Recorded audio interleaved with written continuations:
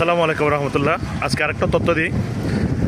আসলে ডায়াবেটিস রোগীদের এক এক ধরনের রোগীদের এক একভাবে এক এক সিস্টেমের করে হাঁটতে হয়।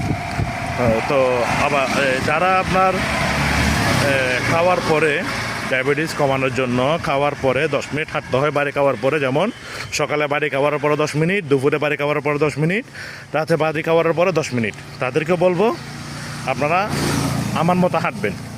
এই যে আমি হাঁটতেছি, আপনারা দেখতেছেন। হ্যাঁ, আপনি যখন আসরের নামাজের পরে বা আপনি সকালে হাঁটবেন, তখন আপনাকে অবশ্যই 1 মিনিটে 120 কদম করে দিয়ে হাঁটতে হবে। তাহলে আপনার এটা হাঁটাটা আপনার লাভ হবে।